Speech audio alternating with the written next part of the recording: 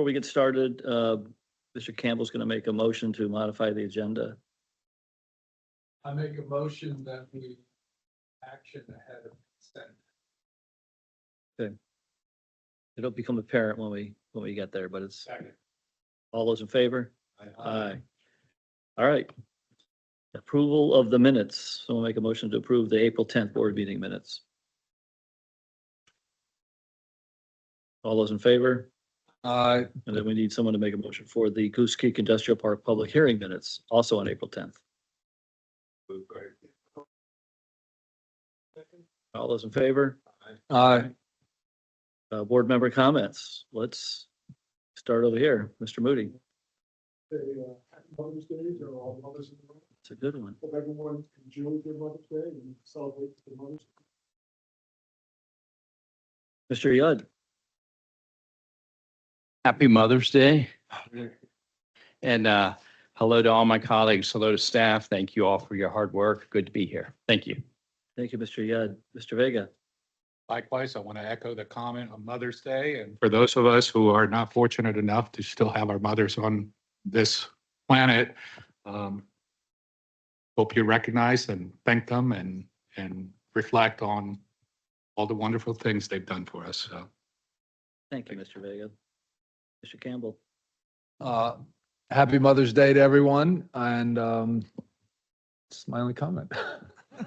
Thank you for reminding me it's Mother's Day, actually, because that's the honest truth here.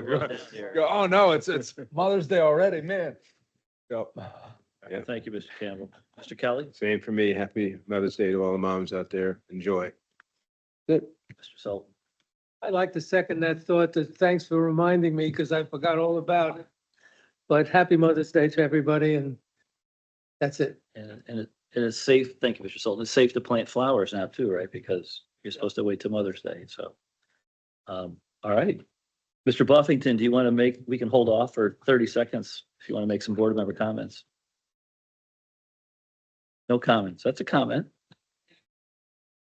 All right. Okay. You know, you're not really. As long as you make it before the end of board member comments, you're not late. General Manager's report, Mr. Carnes. Thank you. Good afternoon. A few comments for you today. May 2nd marked the 17th anniversary of the first Broad Run Water Reclamation Facility effluent. A big thank you and congratulations to the staff who operate and maintain the plant. The Virginia Department of Health, which is our regulator, awarded the Trap Rock Water Treatment Facility the Gold Award for the 6th year in a row. This award meets VDH optimization standards for clarification, filtration, and backwash at a water treatment facility.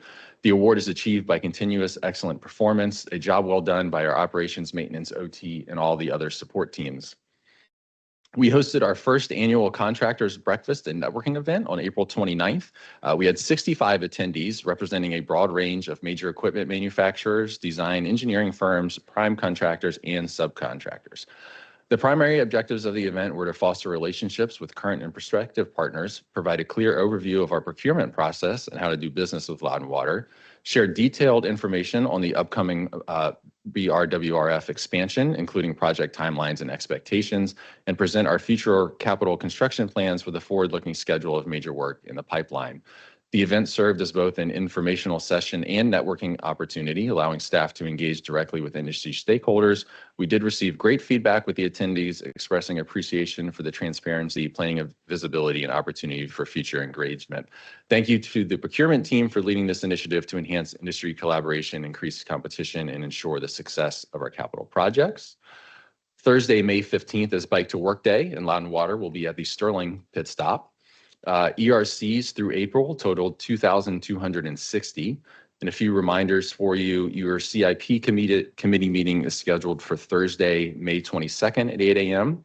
You will be having a joint audit and finance committee meeting on Thursday, May 28th at 8 a.m. Your board retreat is scheduled for May 29th, and Loudoun Water will be closed on Monday, May 26th for Memorial Day. Those are all my comments. Thank you, Brian. Jewel, has anyone signed up to speak? Thank you. The agenda, we've already modified a motion to adopt a modified agenda. So moving on to board committee action, Mr. Sultan, CIP. Just want to mention something that has nothing to do with the water industry, that Loudoun County just started a bike exchange where anybody who wants to dump a bike that they don't need can bring it to the dump.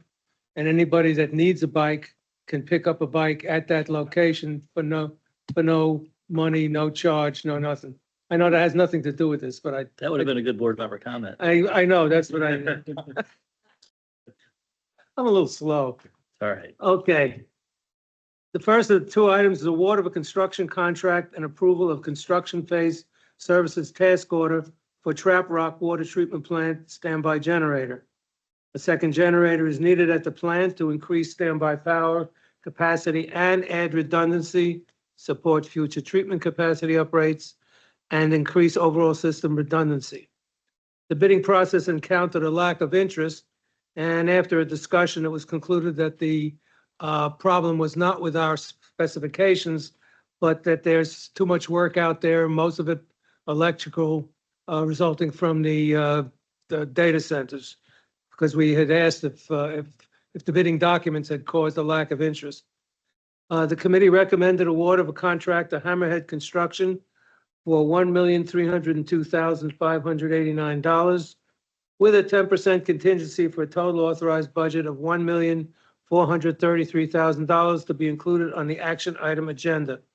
The committee also recommended approval of a task order for construction services for the project to C.D. Smith for $222,300 with a 5% contingency for a total authorized budget of $233,400 to be included on the consent agenda. The next item was approval of design services task order, community systems radio to fiber migration.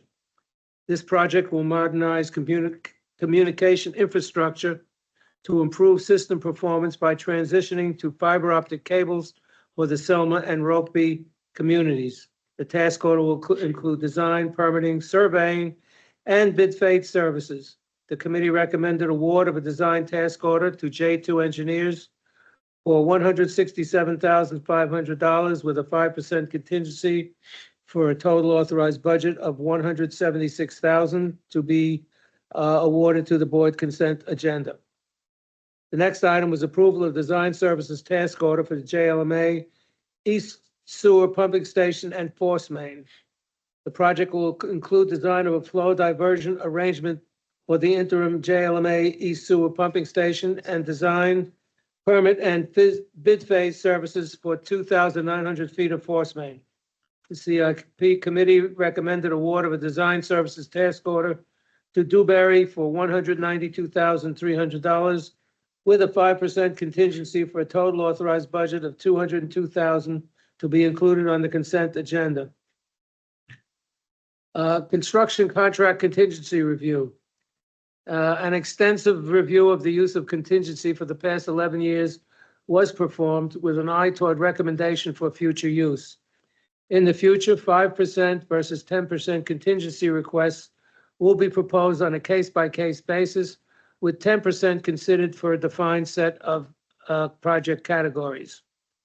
The next item was a capital construction quarterly report, but I noticed that it's on the agenda for today. And the last was the capital spending summary report, which indicated that spending was 98% of forecast. And that's all. Thank you very much, Mr. Sultan. Mr. Kelly, Finance. Thank you, Mr. Chairman. Microphone on. We met, Finance Committee met on April 23rd. All members were present. In addition, we had our chair, Mr. Allen, was also in attendance, and Mr. Von Fils and our legal counsel, John Wilburn, also attended the meeting. We only had one really item up for discussion on our agenda, so it was a pretty short agenda. We met virtually because of that. It was a contract for financial advisory services. Davenport and Companies, currently our bond counsel, provides financial advisory services. Their contract expires May 14th, so we needed to bring that new renewal to the committee. We were able to renew this under an interesting procedure as we've done in the past. It's under the same terms and conditions that are competitively negotiated by Montgomery County, Virginia.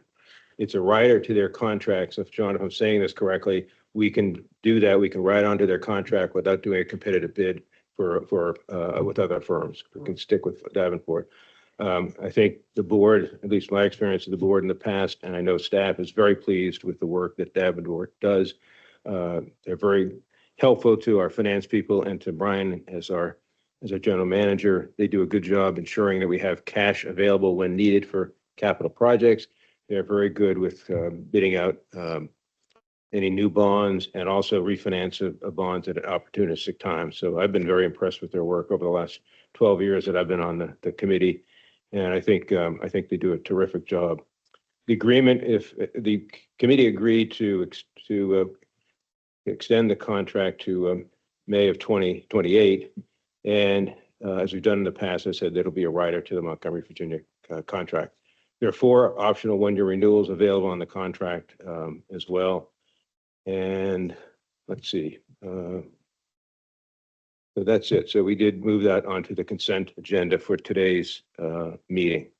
In addition, we had the quarterly investment review, the monthly financial summary by Sally, and Mr. Yudd made a terrific suggestion to have staff do a presentation of Loudon Water's investment policy at a future board meeting. The committee was supportive of this idea. There is in your tab in your on the website, there is a policy section, and there is a whole section in there about our investment policy. It tells you the types of financial instruments that we can, by law, we can invest in and so forth. So we look forward to having a presentation done sometime in the future, time to be determined. That's my report, Mr. Chairman. Thank you, Mr. Kelly. Excellent as always. All right, we flipped the consent and the action agenda items for you gentlemen who were a few minutes late. So we're going to move to the action agenda, award of the construction contract for the treatment standby generator from Amelia Pudell.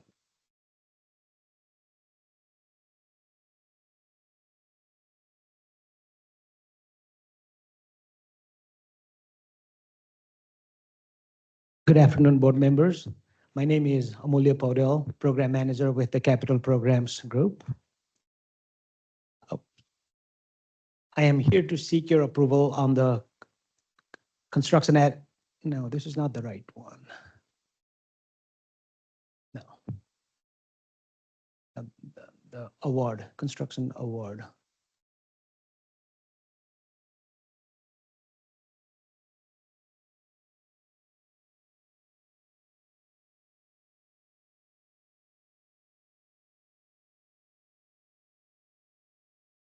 Yeah, that's the right one. Yeah, sorry for that. So I'm here to seek your approval on the award of construction contract for the Trap Rock Water Treatment Facility Standby Generator Project. Next slide here. The name, it's pretty clear. This is a project at the Trap Rock Water Treatment Facility. A dialed-in view of the plant. As you can see, so this plant was commissioned in 2018 with the installed capacity of 20 MGD. At the time of original construction, we installed a 2,000 kilowatt backup generator, which is capable of sustaining about 50% of that installed capacity. That's the capacity now. The generator, this here is the generator building, generator and electrical building. And as some of you are, aware, we're in the process of expanding the capacity of this treatment plant. And what became apparent is the backup generator we have is not sized enough for our future needs. So we are in need of a second generator. And that is what is the reason behind we undertaking this project here. The second generator would add redundancy and resiliency to our system. The next slide here, as I said, with the original construction, provisions were made to add second generator in the future. And this project here, when we undertook the design, it became apparent that the lead time on these large generators at the time was about 92 weeks. So the efficient way to do this was Loudon Water would go ahead and make that purchase And then we will get the contractor down the road to get this installed. So, so in this project, Loudon Water, we've already purchased the generator. It's coming here soon by the end of this month, early next month. And the contractor would be responsible to to install that new generator, associated mechanical work, which includes adding a shroud, louver here in the back, some medium voltage wiring, and integrating the system into the existing switchgear, as well as fuel system work associated with the new generator. So the first round of bids opened back in November 18, 2024. Unfortunately, we did not get any bids at the time for this project. And based on that, we decided to go for the second round of bids. And we did make a quite robust outreach effort to the contractors. We reached out to 6-7 contractors who either are working with us currently on our projects or have recently worked on Loudon Water project, and who we know are capable of doing this kind of work. Some of them outright said they made a business decision not to move forward, not to pursue this project. A couple of them indicated they were going to pursue the project, but when the bids opened on 5th of March 2025, we got only one bid from Hammerhead Construction of Virginia. Hammerhead's bid was $1.35 million. CDM Smith, our consultant on the project, their estimate was about $900,000, the range being $810 to $1.035 million. It's apparent the bid we got was about 45-50% higher than the engineer's estimate. So we immediately started discussing with Hammerhead to understand why the difference, right? So we asked for any backup documents they had, their subs had, which Hammerhead promptly provided to us. We had a couple rounds of meeting with their subs, Cummins and Vital Fuel System being the major subs on this project. But after reviewing the documents they submitted, talking to them on having a couple of meetings with them, with our consultant and some other staff, it became apparent that the contributing factors were, one was lack of competition. Our engineer's estimate makes an assumption that this is a competitive bid and a minimum of like 3 bidders participate in bidding, which was clearly not the case here. And also the contractor decided, this contractor here, Hammerhead, decided to go with a specialty contractor for fuel systems, all fuel systems work, which added to cost that our consultant had not anticipated, right? So those two were the primary contributors to the higher cost. In the end, after reviewing all the information that we got through these discussions with the contractor, and we looked at the alternative options we had, going for the third round bid, we all kind of agreed that it wasn't likely to result in any different outcome. We also looked at potentially carving out different trades, electrical, mechanical, and bidding them separately. Again, we all concluded that that was likely to not result in any significant reduction of cost. And the third option obviously would have been to just a no-go, not to move forward. And even that was not an option because we had already ordered the generator and it's scheduled to be delivered here by the end of this month. So with that, we made a business decision that it was in the best interest of Loudon Water to move ahead. We were, however, through the negotiations with the bidder, we were not as much as we wanted, but we were able to reduce the bid price by about $48,000, which you have here, $1.3 million is where we negotiated with the bidder. I know there's a lot of information there, so I'll take a pause and see if anybody have any questions on this. Mr. Yud. A couple quick questions. Thank you for the overview.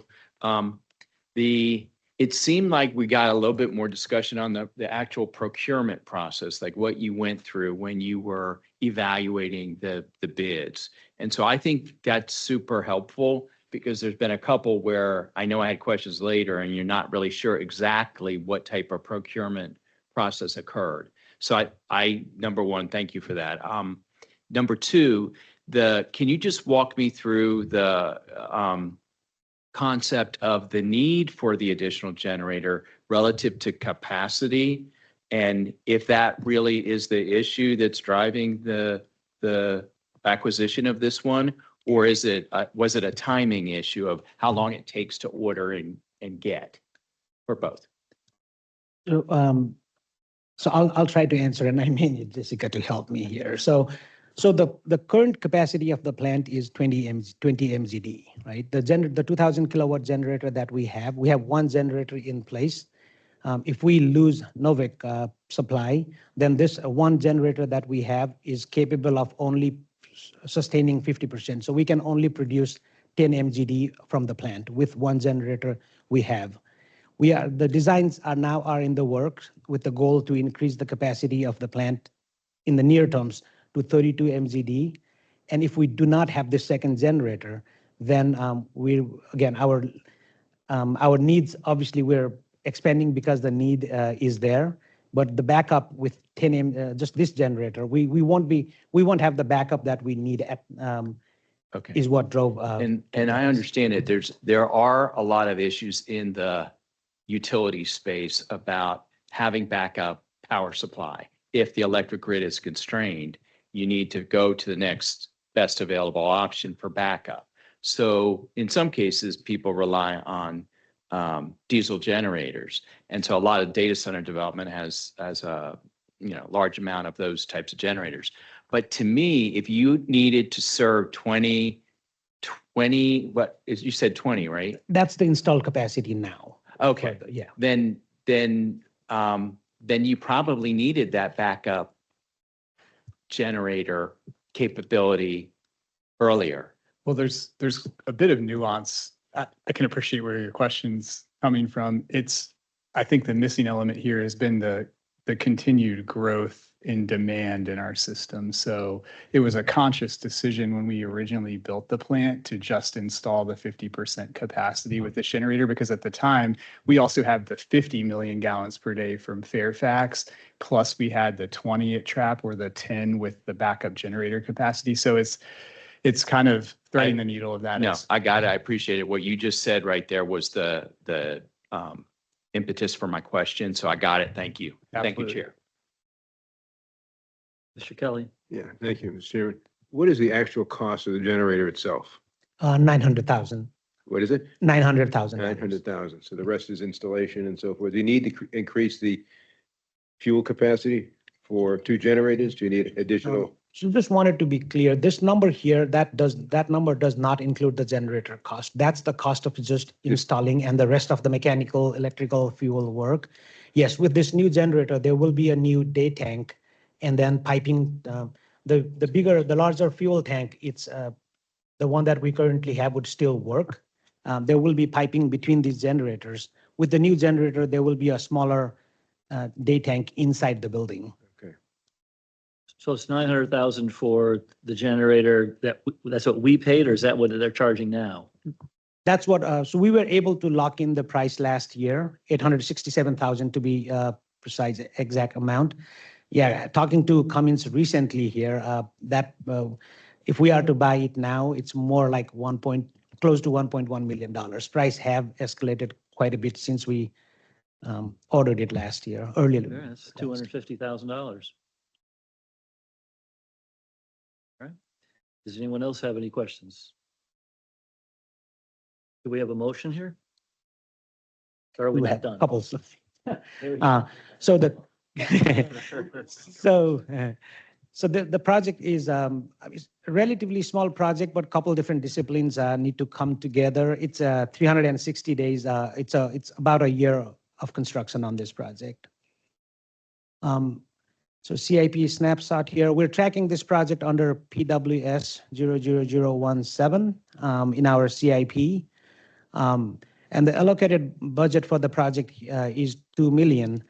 When you look at the cost for the generator, like I said, about 900,000, the bid price we just looked at, and the CA services fee of about $225,000, it adds up to $2.5 million, which is about $500,000 more than what we had budgeted for the project.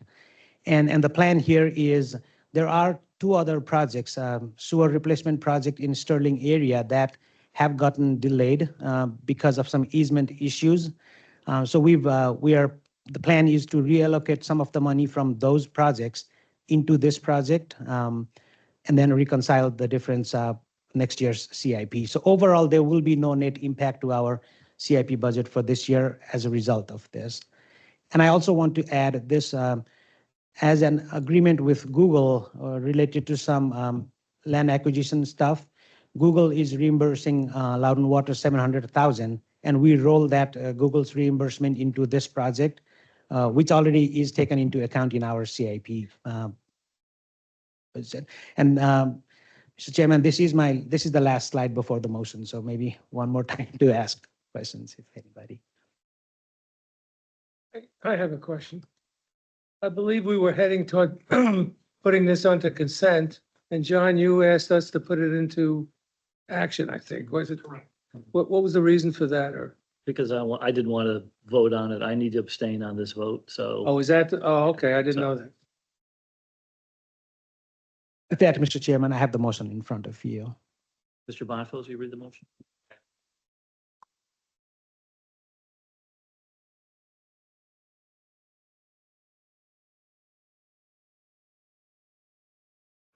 Contract for the Trap Rock Water Treatment Facility Standby Generator Project to Hammerhead Construction of Virginia, Inc.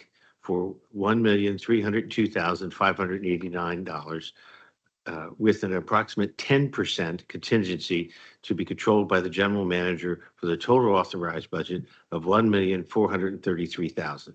Additional costs will require board approval. I'll second. Just a question. Sure. Just the word approximate or contingency. That need to be in there. Why is it approximate? All right, that breaks off. Usually it's 10%. It's not an approximate. Is there, just going curious if there's a Good reason. why point, it's Mr. approximate. Kelly. Good point. Very We- precise, Mr. Banger. We commonly We- carry that Yeah. language in the motions. It's actually a standard part of all of our motions. It's approximate. Is it in all the motions? We round that We round to the. a whole dollar and then we just say approximate to either 5 or 10%. Yeah. Yes, yes, yes. Thank you. So Mr. Sultan seconded it. All those in favor? Aye. I'm going to abstain. Adoption of revised user rates for the Goose Creek Industrial Park by Mr. Eccles.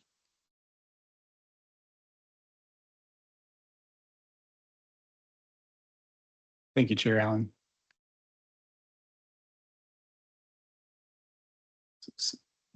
So this item's back before the board today for final action. And as a reminder, the primary purpose of this revision to our user rates is really to clean up the rate and the language in our rates, rules, and regulations due to the pending, the actual connection of the Goose Creek Industrial Park to the central system. You will recall this was before the Finance Committee in February and the March board meeting. It was advertised, the resolution of intent was advertised in the Loudoun Times-Mirror for 2 cycles in the month of March. And then the public hearing was held after the April board meeting. There were no public speakers at the public hearing, and there has been no comment otherwise received by Loudoun Water to date. So I'm going to step through this in an abridged form. As a reminder, the Goose Creek wastewater treatment plant and industrial park development is located right outside the town of Leesburg along Cochrane Mill Road. It was commissioned a little over 50 years ago and includes 18 industrial lots. Really the impetus, this is well past its useful life, and the decision was reached to replace it with a wastewater pump station connected to the central service area. Really, this slide is meant to show that this has been quite a process over the last decade, and we're very close to the finish line at this point. Just recapping the background, the facility itself, the wastewater plant, was a 10,000 gallon per day plant, and the service area was based on sewer-only connections with private water serving each lot. Fortunately, even over 50 years ago, the agreement that brought this facility under Loudon Water's ownership was rather modern in its terms and conditions, and it really set us up to, have the authority to set these rates and govern the connections and, take the actions that are here in front of the board today. Interestingly enough, at the time, it was envisioned these connections would have water meters installed on their private water wells. That never happened, as a point of note. But throughout its history, it became difficult to, recover costs from the facility. And so we've gone through processes over time of a rate for the service area and adding a capacity reservation fee, an additional charge to help the lots that weren't developed support the rate over time. And that'll become important as I hit on the change to the actual rate language. And then one last point of note, the capacities for the individual lots within the industrial park are fairly are actually well established, and we have service agreements in place with each lot owner that attests to the capacity that was reserved in the wastewater system for each lot. And so our existing language and our existing rate, there are 4 key elements we're dealing with in this change. The existing language talks about the Goose Creek Industrial Park wastewater treatment plant, so we need to revise that. It emphasizes these are sewer-only unmetered connections. It establishes and sets forth that flat monthly rate that the customers are paying for their sewer service of $300. And then it talks about the capacity reservation fee at 30 cents per gallon per day of allocated capacity for each of the lots. And so what we've done with the structure of this change is we've added some language in a narrative of sorts to talk about the decommissioning of the treatment plant and the connection of the industrial park to the central sewer system. We make clear that we're keeping the flat rate of $300 per month in the near term, but we've added in provisions and really, and not incentives, but really provisioning for new or modified connections to require them to go ahead and install meters on their source of water supply, or if they choose to do so voluntarily. And then we've added language that helps us phase out this whole section of the rates, rules, and regulations in the future at such time as all of the connections have become metered and are paying central service area rates. And then lastly, and most importantly, we're eliminating the capacity reservation fee for the lots there. And we've added language that confirms, as I mentioned, we have the service agreements and the capacity allocations in place. We're adding this language that confirms those lot owners will continue to maintain that capacity in our central service area. And if they ever seek to expand the capacity for their lot, they will only pay for the additional capacity over and above that vested amount. And with that, I'd be happy to take any questions, and this is the motion.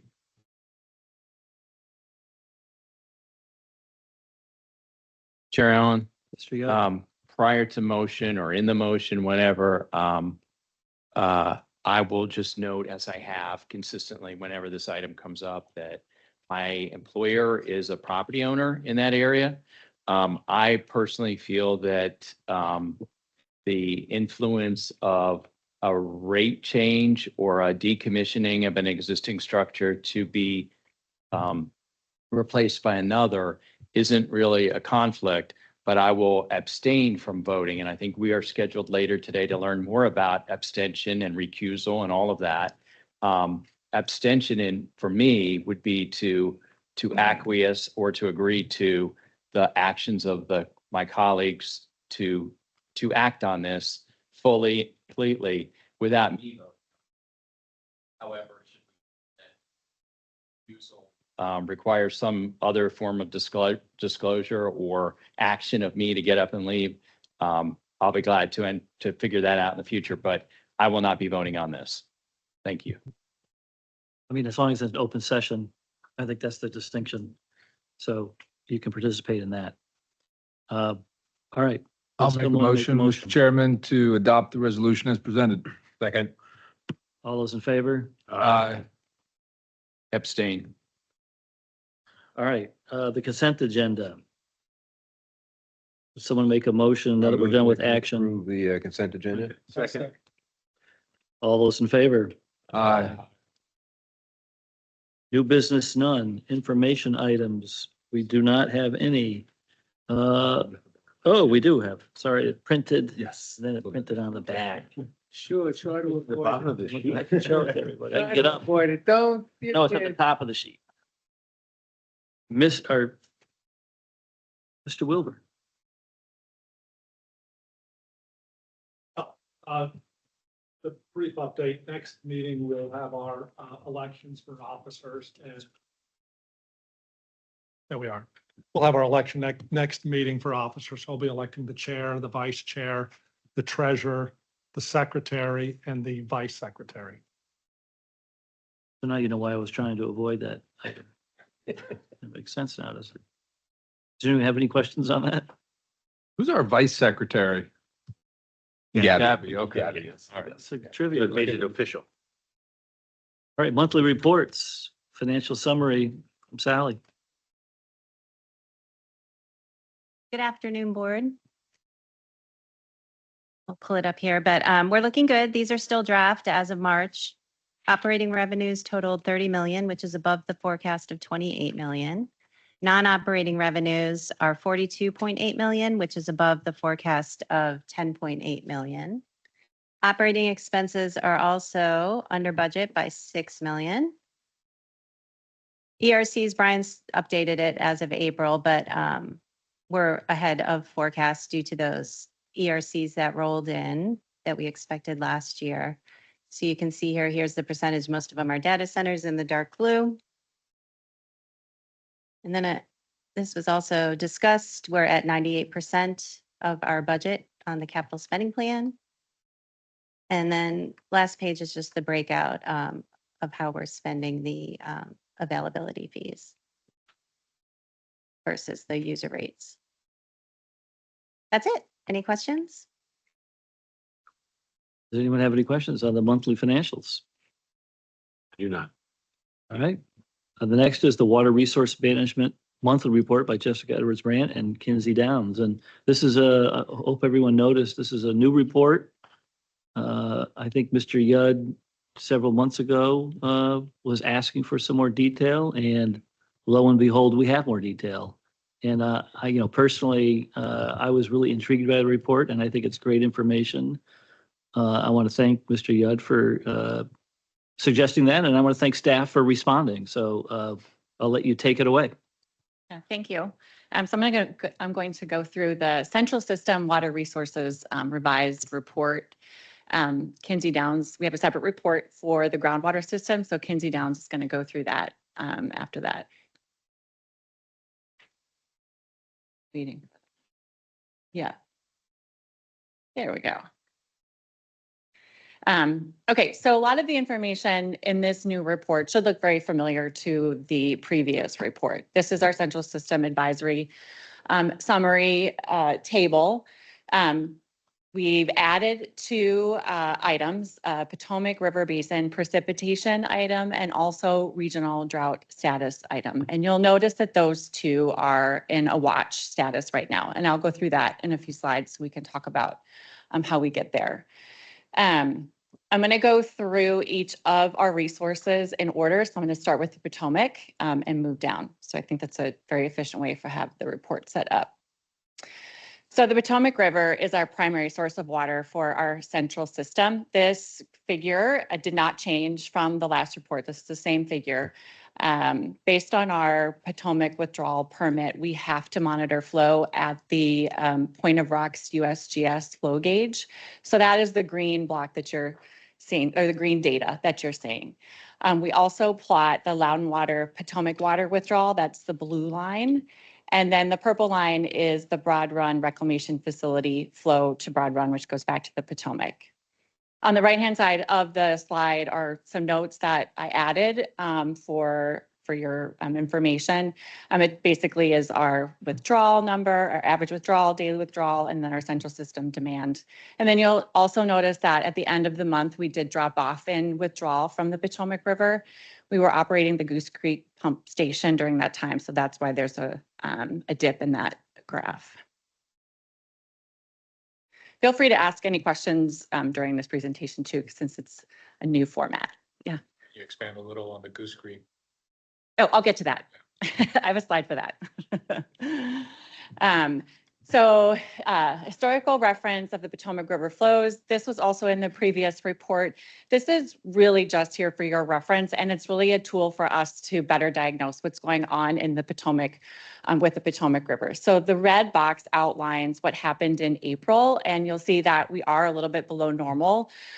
Basically, what USGS is doing here is taking like the last 180 years of flow data and then comparing that to what we're seeing. So it is showing that our trend is a little low, but we are not concerned about that, especially during these like cooler months. We have seasonally low demand. The river is running well above the threshold that we need to be paying attention to. And so even though that even though it shows a below normal, we felt like the rest of the information supported a normal advisory status for the Potomac.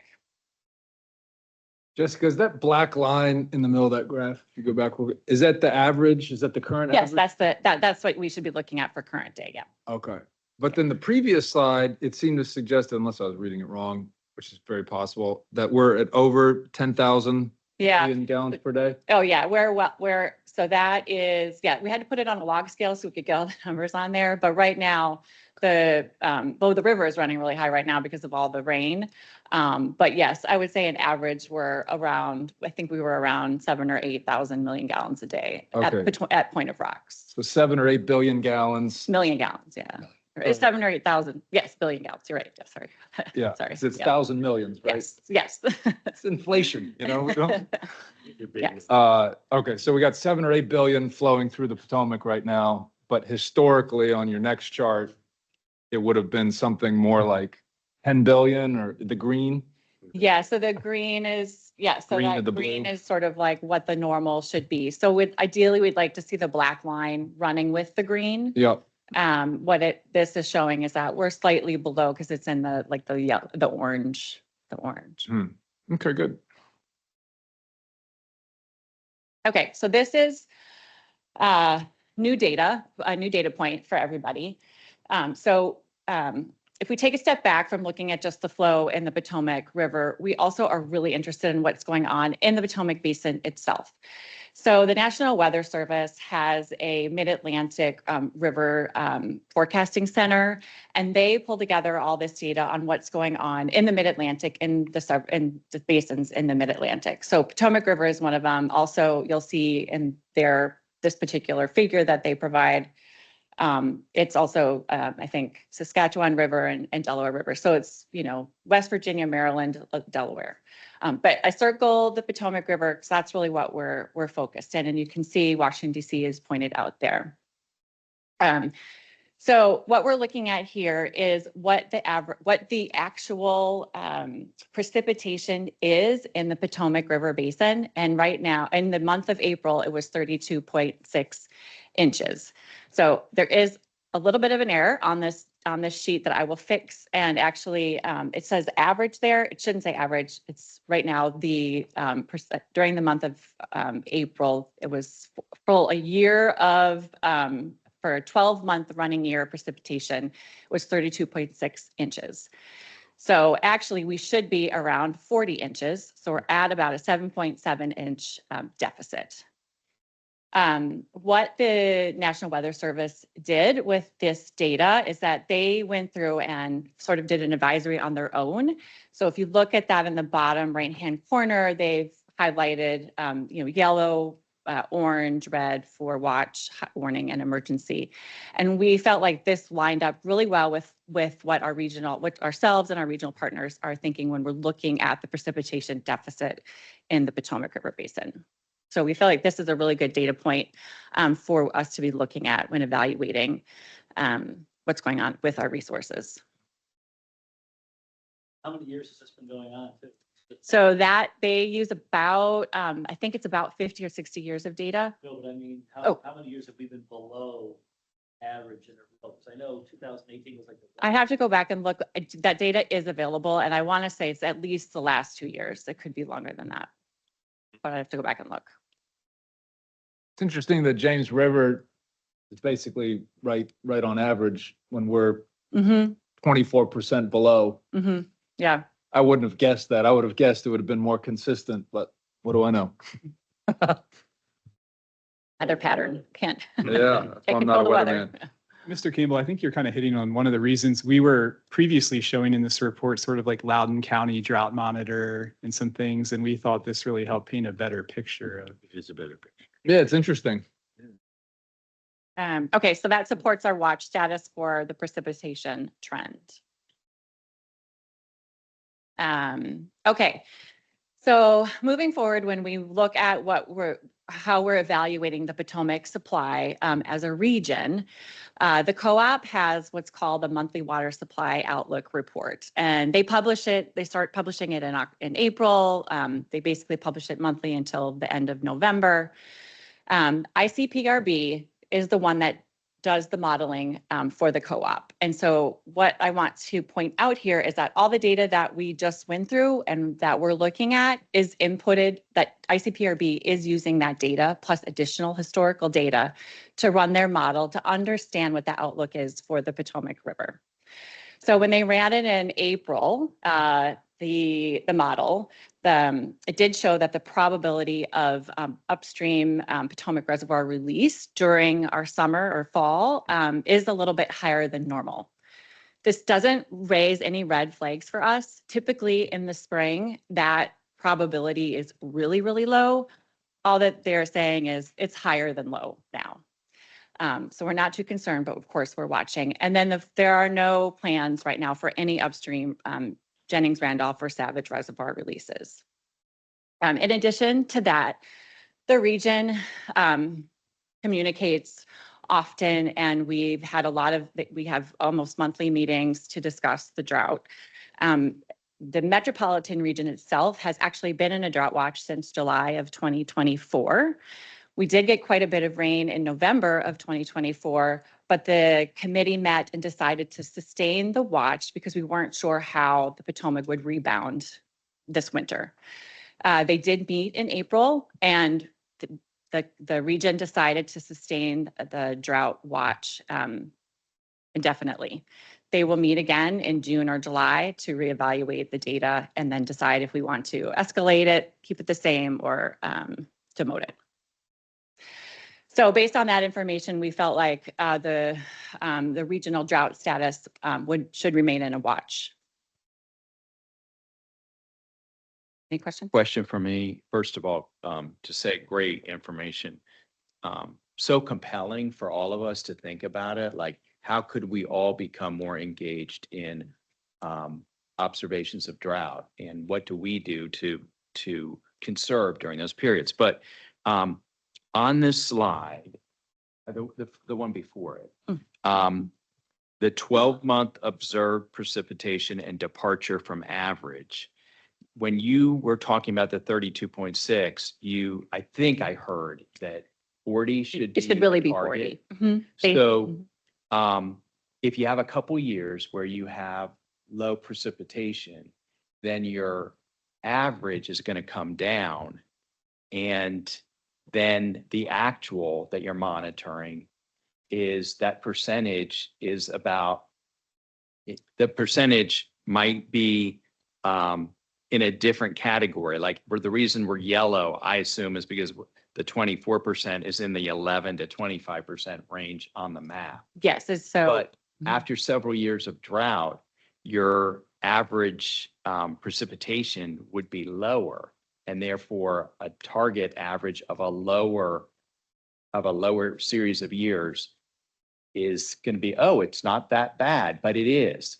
Yeah. So anyway, is there a way to learn more about how they concocted the averages? It is around 40 years of data, I believe, that they are using to come up with the average. So depending on how long, your drought is, it shouldn't, tip it too much, right? If we have 5 years, but if we are like in an extended, 10 years where we're continuously seeing a deficit, then the math says that yes, what you're saying, it would be artificially lower, right?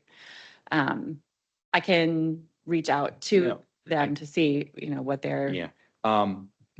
Just if I could take a moment, Mr. Chair, many years ago, Mr. Peterson and I were dealing with a situation with a community system where there was precipitation, a lack of precipitation, wasn't really an official drought, but we needed to figure out how the county could declare use restrictions, because there are codified use restrictions. If there's a way to really be more precise in the long run, and I know it's weather and rainfall, and that's hard to manage. But in order to do that we are approaching a certain set of circumstances where unless we get some precipitation, we're going to have to move to restrictions. And being ahead of that for communication purposes is really, really gold. And I think we learned it the hard way. I came this close to losing my job over it. Well, and in that particular situation, there was an additional variable there. We had to take a well offline. Right. Because of a water quality situation. And so Right. that made that being able to watch it and plan for it. More critical. Yeah, and that just happened, sort of Right. very quickly. Which is an example of all of these things we're trying to monitor, but then another compounding instance happens and you really got to make Right. an action quickly. So I really appreciate the information, and I think it's really, all of it's headed in the right direction to be more aware, to prepare the organization for action. Thank you. Yep. Thank you. Okay, so I'll move to our emergency supplies now. Goose Creek is an emergency supply for the Trap Rock Water Treatment Facility. This graph also is, or figure is also the same as what we showed in the previous report. But I do want you to notice that we did run the Goose Creek Raw Water Pump Station at the end of the month for about a day and a half. This was a planned maintenance exercise, and I am happy to say that everything went smoothly. So, based on all the other information around the Goose Creek, we continue to give it a normal advisory status. So we're pulling 10 million roughly, if I'm reading that correctly. about Yeah, we 10? pulled about 10 million. About 10, and mhm. total flow is under 180, Yeah. something like that. Yeah, from the Goose Creek, yeah. Okay. So we 12% or whatever that is, 15%, something like that is Something what like we're pulling out of the, Mhm. out of the goose. And then we're not discharging it back into the goose, are we, or are we? We actually treated it at the Trap Rock Water Treatment Facility. Okay. So for a day and a half, we sent out Goose Creek water from Trap Rock. So it goes to Trap Rock Yeah. and then it goes Yes. to. Goes Broad to the Run, distribution system. Yep. Yes, yes. and then And, back into the Broad Run, well, kind of, yes, I mean, eventually. eventually. Some of it, some of it. Some of it got on the lawns. So downstream from our plant, the water level of the Goose Creek is Just got a little bit lower. 80%, Yeah. 85% lower, something like that. Well, no, would be not that much because we were just taking out 10 million gallons and the Goose Creek is running at almost 100. Yep. So, I mean, it's kind of a blip for downstream. Okay. Right. So you're taking it out at the reservoir. We took it out at the reservoir So- at our, So it's a fairly sizable pool of water. yep. Yeah. Yes, So it wouldn't affect the downstream because it's still going to go over the dam. it still went over the dam. Yeah. Mhm. Yes. Makes sense. Okay, good. And yeah, when I get to the last slide, I have a great graphic that I think will help. Okay. So Beaver Dam Creek Reservoir, so also an emergency supply that feeds the Goose Creek Reservoir. This is a different display of information than what you've seen before. I put this together to show 2023 through 2025. And I did that because I wanted you all to see the elevation change in the reservoir when we had to lower the reservoir for the park project. So the left-hand axis is the reservoir elevation in feet. And then the right-hand axis is the flow in million gallons per day. So at the end of 2022, beginning of 2023, the project started and we were asked to lower the reservoir for the construction work. So that's where you see the green data drop. You also see a purple line. That was when we released water from Beaver Dam to Goose Creek to help artificially lower the reservoir instead of just by natural evaporation. Well, we wouldn't be able to do that actually. There'd be no other way. Never mind. The blue line which is at kind of the very end, is because we had the reservoir lowered, we decided to take that opportunity to exercise some pumps and pump water from Goose Creek back into Beaver Dam. So we're able to run, so you'll see that data there as well. And then the last little spike there is that when we filled Beaver Dam, the contractor said, oh, that's too far. Drop it again. So we dropped it again. It's just an exercise. So it all worked out fine. But as you can see, Beaver Dam stays full most of the time. And so we've kept it at a normal advisory status. Any questions on that one? How many billion gallons does it hold again? That is almost 1 billion gallons. It's a billion. Yeah, I believe. And so if we had an emergency, Yeah. it'd be 10 million a day that we would be taking out of there, something Yeah. like that? Yes. At this time, it'd be about 10. Yeah. So it lasts us a little while. If the flow is higher, it will be a shorter time. Yeah. Yeah, Right. pretty good. Okay, we left a slide in here because the Milestone Reservoir, this is the placeholder for the Milestone Reservoir because it is one of our resources and we hope to be reporting on that, in the next couple of years. I have a question about Yeah. this. So when can we start putting water back in the quarry? Does it have to project be completely completed? So what I was thinking, I was, having a cup of coffee this morning, looking at this.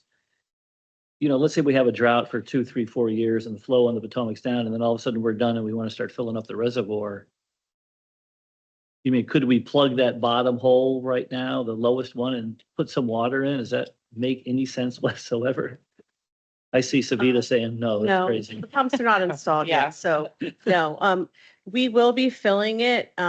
So the reservoir is scheduled to be complete, the project complete in like May of 2028. There is a long fill period of time. We're going to fill it with water from the Potomac. It takes some time. We also have to test out the integrity of the AB wall, the wall between like where the trail is, and make sure that there's no leakage across. So that's part of the startup and commissioning. So we really won't be able to use it until May So of we can't even fill 2028. it a third up at all, try to get ahead of the curve. Well, we'll fill it all the way to test the wall. No, I'm and just thinking if get water in there while we can in case there's some sort of, I hate this 3 years from now, we're okay, we're ready to fill it up and all of a sudden, flow is restricted down the Potomac and we can't fill it up. It should nominally take about, 3 months to fill. Okay. Yeah. Similar rate Mr. Campbell was pointing out on the release capabilities of Beaver Correct. Dam. So I think Yeah, I mean, I suppose we could if we really needed to in an emergency, but we'd be filling it with Potomac River water at that point, and the project wouldn't be fully commissioned, right? So we'd be assuming responsibility for a project that isn't done and start using it, which isn't typically something that we do unless we have multiple packages and we're doing it, intentionally. I think you bring forward a sort of an interesting perspective, though, that I think we could monitor as we get toward the last few years of construction and see where we are. But then the water wouldn't be Caribbean blue. Well, I mean, we've drained we've taken the level down in there, right? Even, Yeah, So- it's really low. They're dewatering it continuously because they're working in the quarry. That'd be a question probably for the future. Due to some excellent planning in the past, we've got all these wonderful backup resources, Beaver Dam, eventually the Milestone, and then Goose Creek. And we also downstream, not that we control it, but Jennings Randolph Reservoir is available as well. Question is, what's the strategy? You know, when do we get to a point we start to release from either one of those or all of those sources? And how does it, what's the flow? What goes first, what's next, second, and so forth? You probably don't have the answer to that now, but it might be something for the board to know in the future. You know, how drastic does it have to be before you start releasing water from one or all of those resources? And again, I don't know how Jennings Randolph works. I don't think we have much control over that. And maybe that's the answer that goes first. It's something to think about for the future. Be good to know, since these are wonderful resources to have, and it's due to the planning, the excellent planning of staff in the past. Well, the scary one is if the Potomac gets shut down for some sort of oil slick or something. Right. Well, I'm thinking more of That's- just a drought, you know, Yeah. that's just Oh, not you're a, thinking about drought. yeah, I'm Oh, thinking about okay. drought, not just there's something contaminant or something like that. That we have to, it's a real emergency, but at what point does it have to drop that we start putting some of the water back? Mhm. Hear you.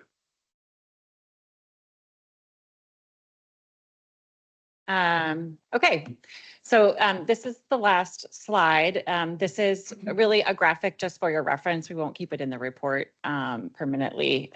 But what I wanted to show was how all of our resources sort of work together. So on the far right-hand side is our Potomac River Pump Station and the Potomac River.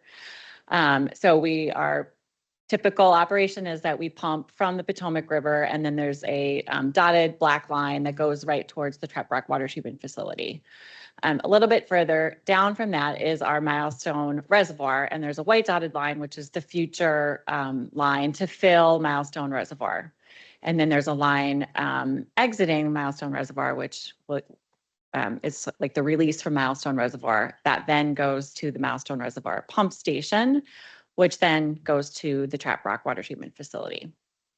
A little bit further down from that is the Goose Creek Raw Water Pump Station and the Goose Creek Dam. So that is our emergency source and pipeline and pump station there. So we can pump like we did just a couple weeks ago from Goose Creek to the Trap Rock Water Treatment Facility. And then further down from that is our Beaver Dam Reservoir and the Beaver Dam itself. So from the Beaver Dam Reservoir, we can release from the dam into Goose Creek to help supply Goose Creek intake if we needed to operate the Goose Creek pump station in an emergency.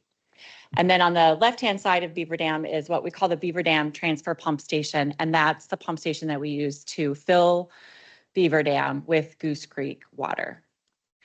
So hopefully that's helpful and gives you some visual of how everything sort of works together. And that's the last slide. Mr. Moody, you look like you have a question. No, I was just saying that following Mr. Kelly saying, in terms of having those thresholds defined in terms of when there's scenarios that happen. Even following, or progression of when these, Like, do you want to see this cascading Yes, disaster what- event that unfold makes and what total- happened? I was gonna use waterfall, but that's. yeah. Waterfall, Cascade. that's Yeah. good. I like That's another cascade. graphic. Cascade. Yeah. That really, Can we take water directly out of Beaver Dam Reservoir to Trap Rock, or does it have to go into Goose? It has to go to Goose. I think I wanted to add, and if I'm understanding some of the commentary correctly, and our Potomac permit is fairly prescriptive on when we have to start using water, come off the Potomac and use water from Milestone. And then if you factor in the other assets like Goose Creek and Beaver Dam as off Potomac in case of some sort of emergency of like an oil spill or something of that nature, even at that level, it helps kind of create some form of prioritization and utilizing the assets, because we have that prescriptive permit and set of circumstances there. And then we want to preserve these other assets for an off Potomac source of supply and some other form of emergency. But there's, not to diminish your question, there is a lot of nuance to how we start planning for the use of the assets, because there's a lot more to it than just that. More an art than a science. There's a lot of nuance there. Well, I feel like we've talked in the past where we would go to Milestone Reservoir probably first before we'd go to the Goose Creek, and we'd go to the Goose Creek Reservoir before we'd go to the Beaver Dam. And I mean, I feel like we've had that conversation like high level in that sort of order, if I'm remembering.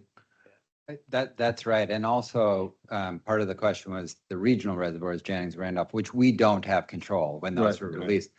The release or, utilizing our resources is going to come before those regional releases. And one other thing to think about, and this is where we can develop an item to get into a lot more detail about this, but the Jennings, Randolph, the other regional reservoirs, they're really protective of our 50 MGD from Fairfax water. We also benefit from that because it travels down past us. So, there's a lot of different variables, flexibility options, but I think what you were just saying is the right sequence. It's a little bit separated from the regional reservoirs. Yeah, that was kind of where I was going with that is, Jennings Randolph is not opening up, then when do we step in? And if it does open it up, then, what's is it the same cascading, Milestone and Goose Creek and then Yeah. the Beaver Dam? That's the last slide, correct? That is the last slide. Yes. Thank you, Jessica. That's a very cool graphic. That's I don't cool know, I don't know who did that, And but now great. it's Kudos Kudos to turn, them. right? Yeah. AI. good job, Sue. All right, thank you. That was great. All right. Big thank you to the board this afternoon. Always a pleasure to be here. I'm here to discuss the groundwater facing Water Resources Board report. As we pull it up, keep in mind this presentation mode. We hope to bring things in and out kind of to match the level, the recommendation, the status level. So we hope to bring information forward, but if it's not important or if it's normal, maybe tuck it in the back. This is our new primary dashboard. I want to bring your attention to the bottom. We are now a 4-color tiered system. We have normal, watch, warning, and emergency. Normal, classic, green means go, right? Everything's okay. Watch is we're starting to see some trends, and we want to, as a staff levels, keep watching those trends to see how they develop and which way they go. Warning, those trends are going even more negative, and we're going to bring things to people's attention, right? Probably increase our messaging to the community, bring it to the board's attention, and just get ourselves ready in case it goes to an emergency. Additionally, at the top of the chart, you see that we decided there's a lot of things that make up an overall status. The availability of the resource is more than just if the water's there, right? So the first one on the far right is community use. Are they using excessively per their permit or maybe excessively per our maybe recommendation? Recharge status is tied to a little bit precipitation, but is the rain that's falling recharging the aquifer so our wells are at the appropriate levels? And then the next one over is well operation summary. And do we have all of our assets working? Are they all available to withdraw that water? And those kind of working together summarize the overall advisory status. Currently at Beacon Hill, Creighton Farms, Elysian, and Rokeby are under normal advisory levels. Raspberry Falls, some estates is currently under a watch, and that's mainly due to that recharge status. It is seasonally flat. So we have water that's there, but we're not seeing that spring increase we're used to. We have a chart later to talk about that. And finally, local precipitation, we have moved to warning. We'll talk about that in a second. We all know it's dry. So precipitation is the word of the day. We heard Jessica kind of talk about it a little bit. The graph here is representative of the year-to-date precipitation at Dulles Airport. A lot of good information here. We have a blue line for our highest recorded record. We have a red line for our lowest. We have a median line. It's a nice, easy one-to-one slope, it looks like. And then we have our green line of what they've recorded. Keep in mind, we're at the warning advisory status because that green line is very close to that red. So we felt it was nice to bring awareness to that, to this board report, that we are trending close to the low on record. Why do we like the Dulles Airport data? It's been consistent since the airport was developed. We feel it's the most comprehensive data, and they do a really good job of measuring snowfall. Just some information.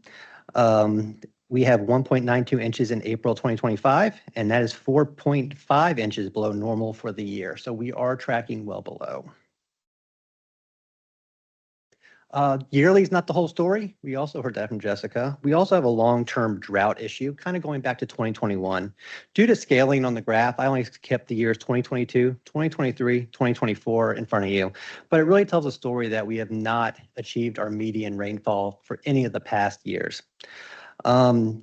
We are 32.2 inches deficient since 2021, and we're 13.4 inches deficient since 2024. And we think this is why we moved that to that warning designation. You know, you see gray clouds outside. Hopefully we're seeing that turn around, but you know, it's an ongoing year-to-year reoccurrence.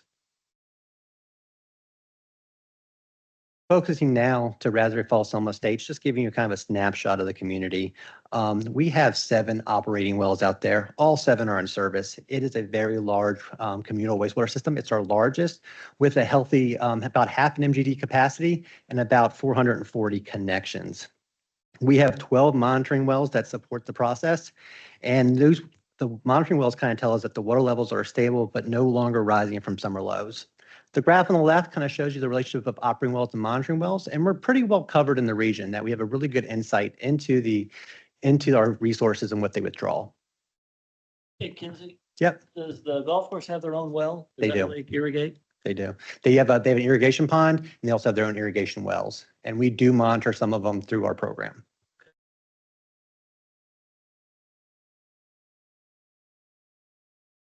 Speaking to the community use Raspberry Selma, you know, you can see that they have a very strong trend that we're tracking, right? We see they peak in the summer. That is mainly to outside irrigation. We do prohibit irrigation. So a lot of it is just people with hose washing their car, jockeying it. We do have some grandfathered systems, but they don't drive that use. It's just people trying to be outside, use their water. So while they're in sort of a warning step, well, I guess they're not fully warning, or I don't know, you're just, We use the warning as a way to increase our messaging. So Okay. we preach best practices. We tell you even odd, regardless of the weather. When it gets to warning, we do a lot of signage. We do some email blasts. We tell the HOA to include it in their messaging, and we do see some signal response from that. A lot of people do take it to heart. but we're not telling people they can't water their lawns out there in Raspberry Falls. No, and even along those lines, if we go orange, we just increase our message even further. It'd be that red, which would take it like an action of the So board. just make them feel really bad that their lawns are green. Yeah, a lot of head shaking. Well, you know, that's okay, but I just. All right. So the yellow is really not tied to usage. It's more tied to what we're finding about precipitation. So why are we under watch, right? I kind of just showed you that all of our assets are in service, and I just shared that their usage is kind of normal for the season. Here is a snip of one of our monitoring wells. This is a drawdown level. And you can see that in the red boxes is a little chaotic, but those are equally spaced between 2022 to now. And you can see that we did not have that spring increase. So the first red box between 2022, 2023 is higher in level or lower from the ground. And then we just continue to drop off. And that's what's concerning to us, right? We see that maybe our overall water table is a little bit lower than we've seen in the years past, and we're getting ready to go into that season where people start using a little bit more. So we want to keep an eye on that and see how it evolves. It's important to note that values are relative to highlighted monitoring wells, and they're not really representative of production wells, right? Our monitoring wells are placed and located for kind of nuances in the area or even the aquifer. So as you see that level may be low, we still have our full capacity of our wells, and it's not really a withdrawal issue just yet, just a watch. And hand levels? What does that mean? That's when they take the probe out and they do a tape measure. Oh, okay. So they do that every so often to ensure that the electrical systems are working and not giving us bad data. It's a good baseline and a good calibration. So we just do that every so often just to verify. That makes sense. That's good. Smart. Question on, sometimes what isn't said is louder than what is said. And so when you look at the one part of this slide, limited winter spring recharge due to long-term drought, you could also say that that long-term drought is applicable to all of the community systems, not just here. So is there something different about here that could also be influencing those observations and that flat status? Yeah. Yes. So generally, if you go back, I can go back. the message next to the other community system, seasonally low. Those water tables are low, but we are seeing a slight increase. They haven't tabled off. And the Raspberry tabling off was much of a concern to go to that watch level. Also, rainfall in Loudoun County is very, yeah. And Geology at this particular location makes it a little more sensitive to recharge than the other. And so that exactly was not stated until you said. Yeah. And so What makes Raspberry and Summit so different? Limestone and the unpredictable, and I'm saying it as if I'm like leading the witness, and I'm not. I'm saying, what is it that the would be an indicator? And right now, so far, that they're not recharging. Our observations are not recharging to get to those other levels. Seasonally low would be a better than flat. correct. But what is it that's causing that, and how could we get more prepared than we already are to deal with it if we had to?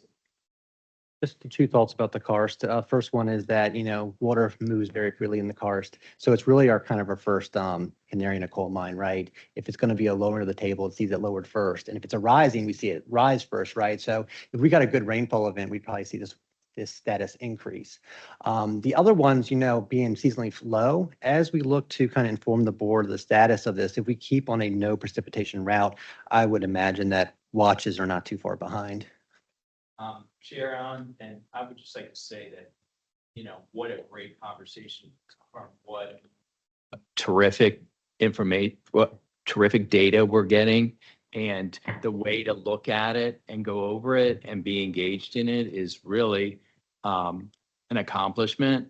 And maybe the next step is to figure out how much more could you discern about those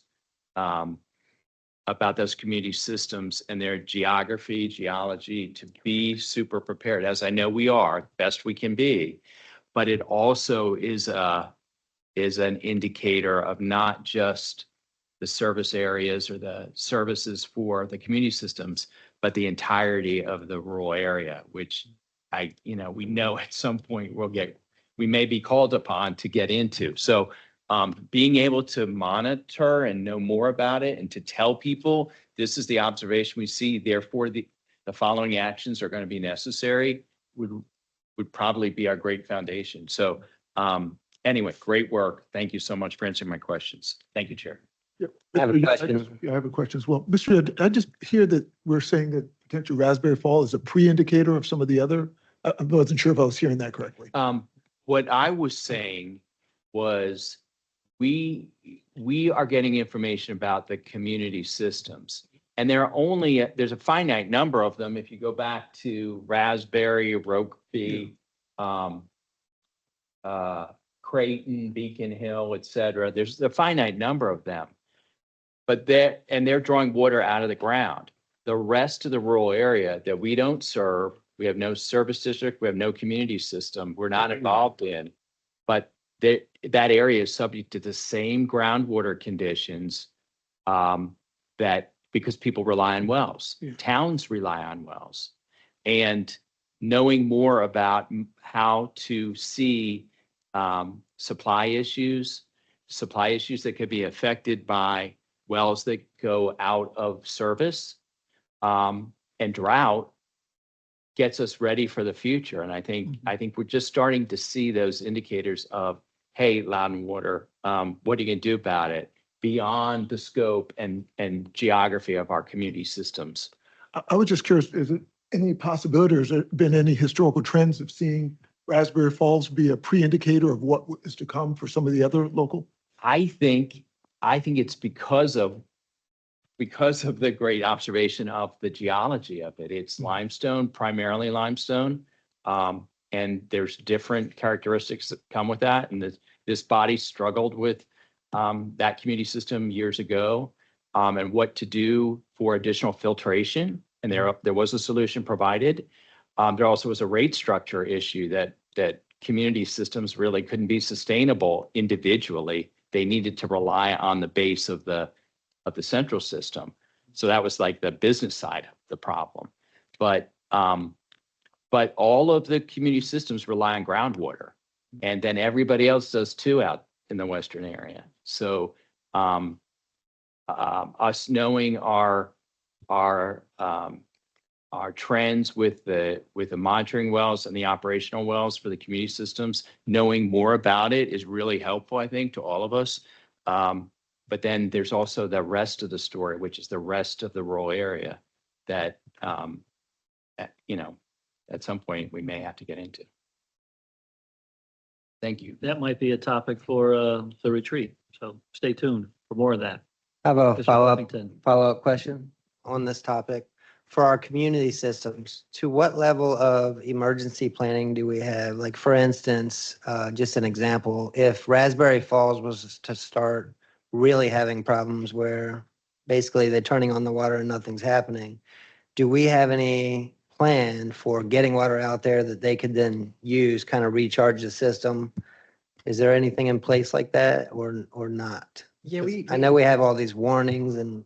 Yeah, so if we ever get to the point where like depressurization or we need something, we can always truck water out there and use that kind of system. Just that, just be mindful that that's a good solution, but it's limited to what they really need out there. So it's a way to get the system pressurized and sort of getting some of the safety things back in the system. But So we do have plans in place for that if it were to occur?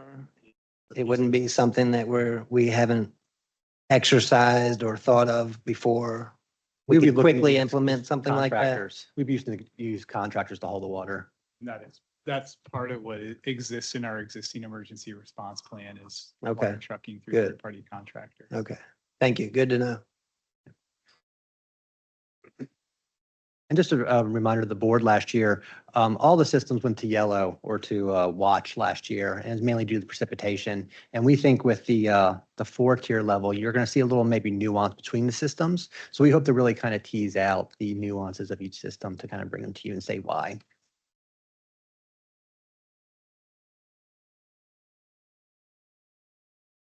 All right, so with that designation, we have increased our messaging in Raspberry Falls, Selma Estates. That's messaging is centered on best practices. We posted signs in the communities and we requested that the HOAs include this messaging in their direct, I guess, correspondence with their members. Just key board notes as we step through kind of the different levels. The community demand is consistent with historical use. There are no source concerns or restrictions at this time, and increased conservation messaging is anticipation of continued drought and summer use. We're trying to get ahead of that high demand and no rain. Happy to take any questions. Thank you. Thank you, Kinsey. Thank you, Jessica, too. It's a great start. And I'm sure the report will continue to improve and we will build knowledge, like Mr. Yudd said, because he's right. One of these days, something may happen somewhere, and the more we know about our knitting, so to speak, the more we'll know about other people's knitting. So I like where this is going. So thank you for that. The last monthly report is the water and sewer agreement by WeTran.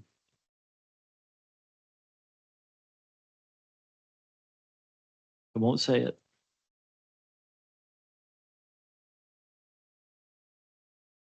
Vegas report. Does anyone have any questions for Mr. Tran? I know Mr. Vega does. It's mandatory that there's a question. Huh? Here's fine. I just have one thing to bring to the board's attention on this month's report is that on the bottom of page 3, we had one reimbursement agreement, and really that's the only item to bring to the attention. Page 3. Belmont Innovation. Yes, sir.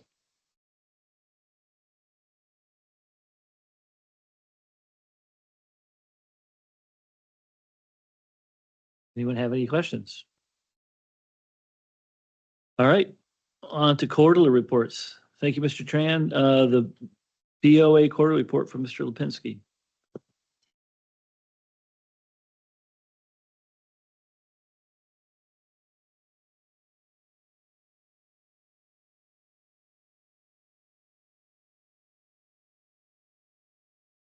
All right, seeing none. Move on to the capital construction report from Mr. Flores and Mr. Zafel.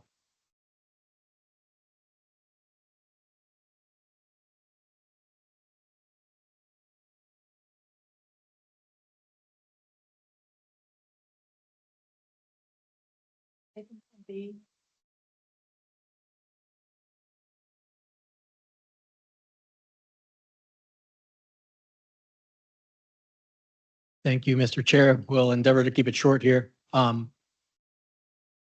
Typical agenda focusing on the GCIP SPS and Force Main project, which is approaching completion, followed by the milestone deep dive, Broad Run expansion to 15 MGD, and then quarterly figures for the first quarter of 2025.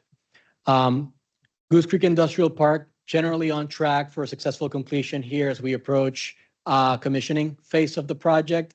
Work through some challenges associated with conflicts between this work and the access to the Milestone Reservoir project, which you're all very familiar with by now. We were able to overcome it and stay generally on schedule, tracking perhaps a month or two now for an overall delay due to some commissioning challenges, but well on track for a successful completion to this project. Milestone Reservoir is sort of in the same boat.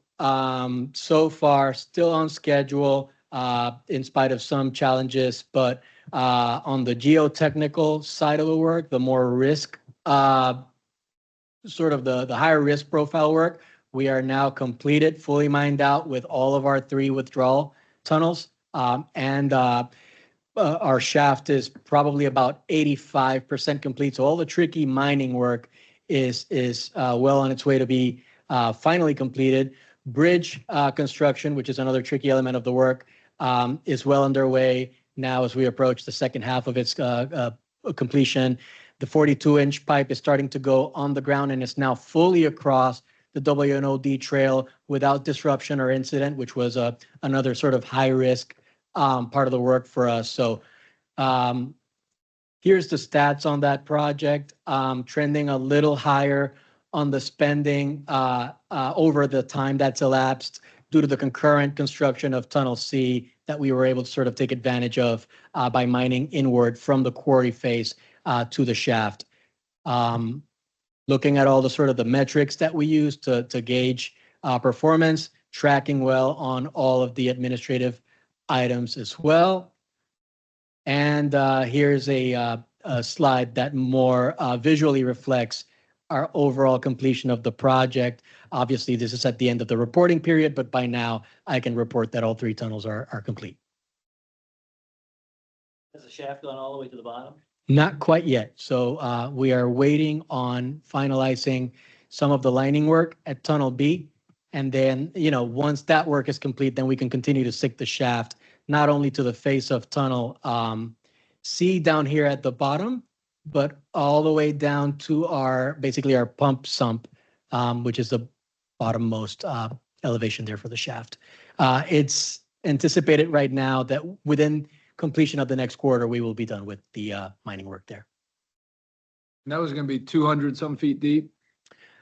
Closer to 300 at the very bottom of that Okay. shaft. Yeah, well, based on the progress that we've made, you'd be forgiven for thinking that as a layman, but it's really not.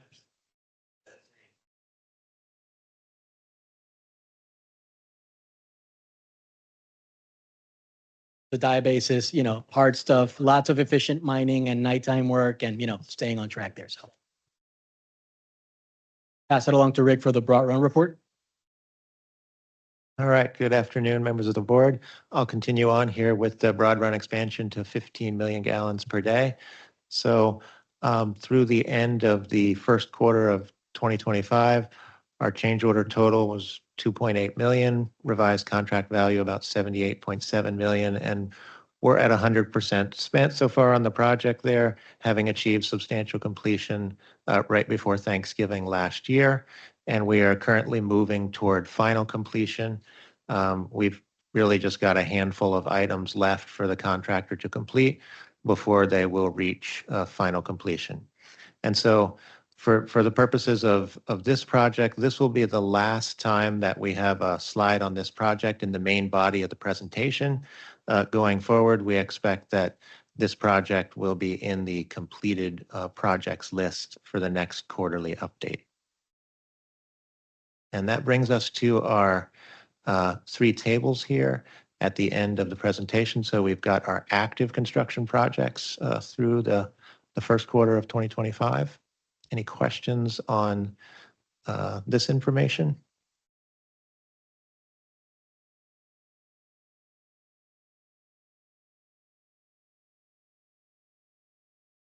All right. Oop, question? I mean, when are we bringing Reservoir Park off? We're still dealing with those issues. As I understand it, it's in the county attorney's office's hand now to work through some challenges with closing out that permitting effort. Yeah. Okay.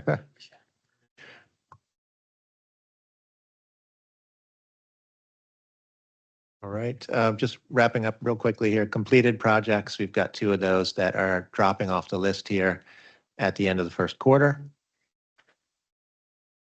And then we have our 2-quarter or 6-month look ahead for the list of projects that we anticipate to start construction over the next 6 months or so.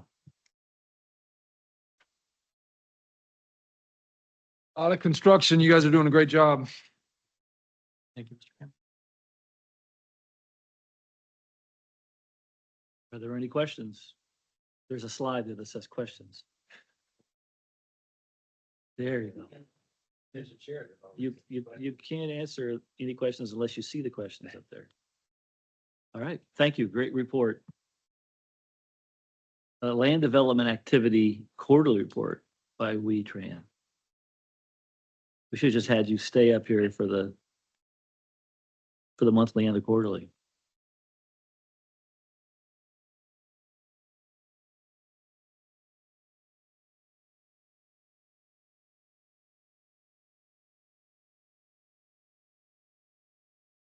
For the first quarter, land development was fairly busy. If you look at the first graph here for county referrals, you can see that's the really representative of the activity at the county level that Land and Water gets issued referrals from. This next graph shows you our plan submissions. So these are new plans that we receive. And as you can see, we're been the highest we've received over the last 3 years or so. And then down to plans approved. Land and Water's been busy as best we can to keep up and approve those plans. And then we have activity with regards to construction permits. So the next graphs that we show here are just the types of development that we've been seeing in terms of applications.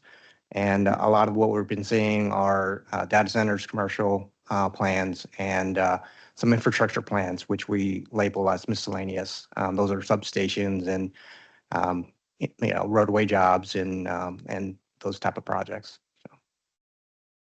How are we doing on the plan review side? Do we have enough plan reviewers?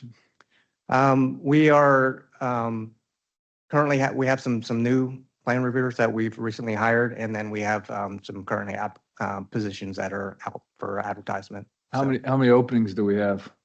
Currently, right now, we have one. Oh, just one. Okay. How many reviewers do we have in total?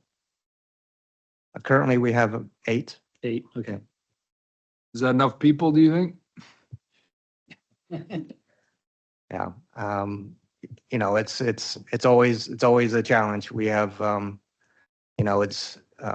we have some that are going to be retiring here in the next few months. And so it's always an ebb and flow in terms of, balancing out the experience as well as the efficiency. So when we have these people retire, how easy is it to backfill that? Are we finding that it's hard to find plan reviewers, or are we put a job posting out and we get somebody good within 2 months or 60 days, 30 days? What? I think it's a challenge to find, good candidates. Like 6 months? Years? Am I asking too many questions, Mr. Chairman? No. I mean, it usually takes at least a few months. Okay. Thank you. Mr. Chairman.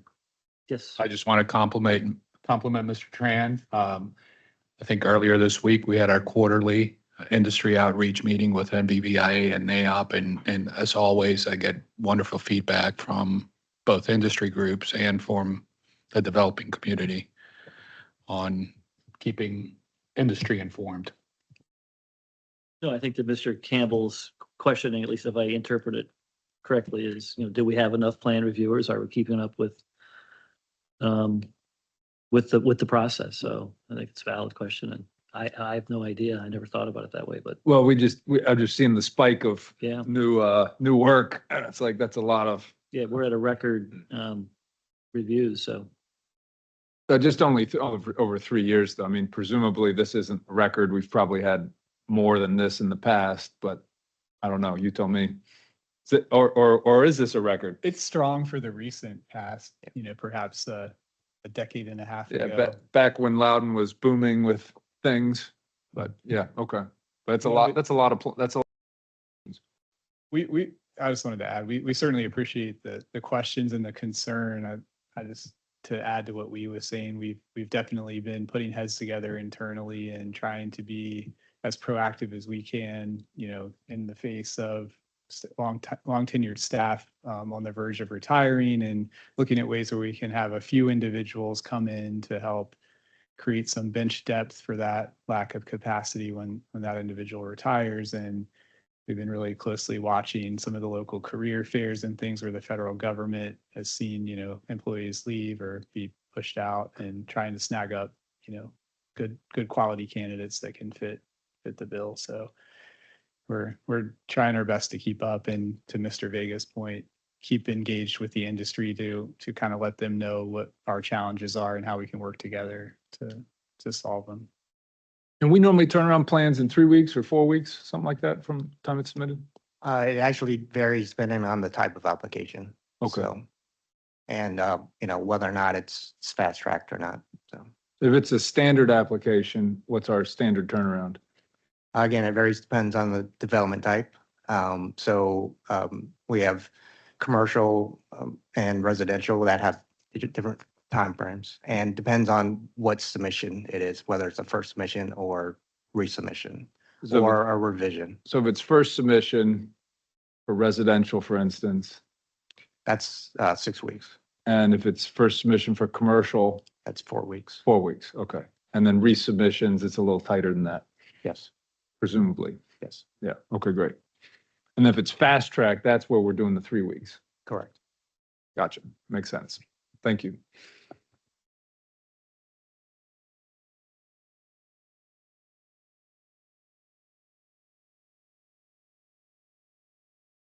No questions? There's not that slide. All right, thank you. Thank you, Mr. Tran. Operations and quarterly maintenance report from Kendra Svim.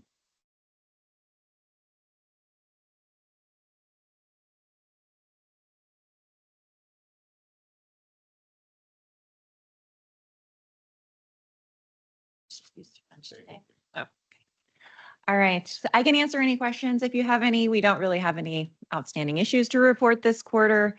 I'm very proud to report on the last page that we are finally showing Broad Run operating at its additional capacity. So we do officially have capacity online above the wastewater coming in.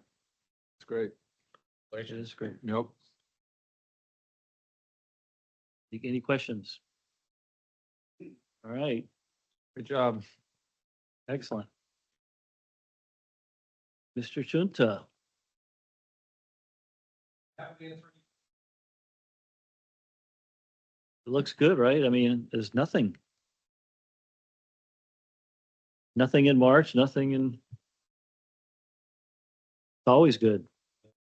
It is good. All right.